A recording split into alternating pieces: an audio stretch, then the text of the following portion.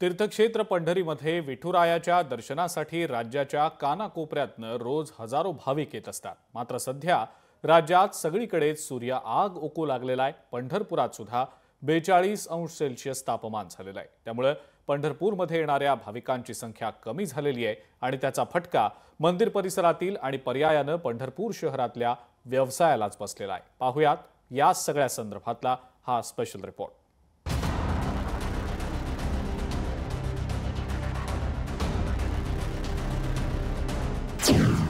उन्हाचा तडाख्याने भाविकांची संख्या घटली।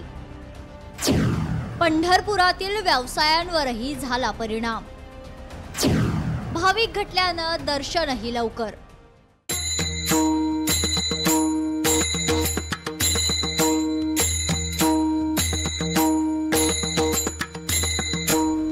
जेव्हा नव्हते चराचर तेव्हा होते पंढरपूर असे म्हणत लाखो भाविक पंढरपुरात दाखल होत असतात।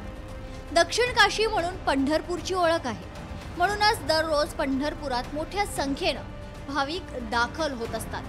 त्यामुळे विठुरायाच्या दर्शनासाठी किमान 5 तासांचा कालावधी लागत असतो। मात्र वाढत्या तापमानामुळे पंढरपूरला येणाऱ्या भाविकांच्या संख्येत कमालीची घट झाली। शुक्रवार, शनिवार, रविवार अशा 3 सलग सुट्ट्या असताना देखील दर्शन रांग अक्षरशः ओस पडली आहे। 15 मिनिट ते अर्ध्या तासात भाविक विठुरायाचं चरण स्पर्श दर्शन घेऊन बाहेर पडतायत। 4-5 तास, 6 तास, 24 तास आम्हाला दर्शनाला उभं राहावं लागतं। पण आज लवकरात लवकर दर्शन आम्हाला अर्धा-पाऊण तासामध्ये झालं। याचं कारण लोकांची गर्दी कमी आहे आणि उन्हाळा जास्त आहे। 42 टेम्परेचर असल्यामुळं आमचं लवकरात लवकर दर्शन या ठिकाणी झालेलं। पंढरपुरात मोठ्या संख्येनं भाविक येत असतात। त्यामुळे इथे अनेक व्यवसायही तग धरून आहेत। मात्र आता भाविकांची संख्या रोडावल्यामुळे त्याचा थेट परिणाम व्यवसायांवर झालाय। आता पंढरपुरात आता तुम्ही पाहू शकता की टेम्परेचर 41 आहे, 42 आहे।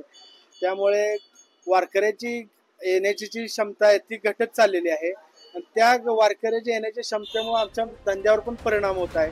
महाराष्ट्रावर सध्या सूर्यनारायण कोपला आहे। त्यामुळे महाराष्ट्र तापमानानं फणफणलाय। वाढत्या उन्हाचा फटका आता तीर्थक्षेत्रांना देखील बसू लागलाय। पंढरपुरात भाविकांचे उन्हापासून संरक्षण व्हावे यासाठी मंदिर समितीनं दर्शन रांगेत अनेक सुविधा दिल्या आहेत। मात्र सूर्यनारायणापुढे कोणाचेच काही चालत नाही अशी अवस्था सध्या निर्माण झाली आहे। अभिराज उबाळे, लोकशाही मराठी, पंढरपूर।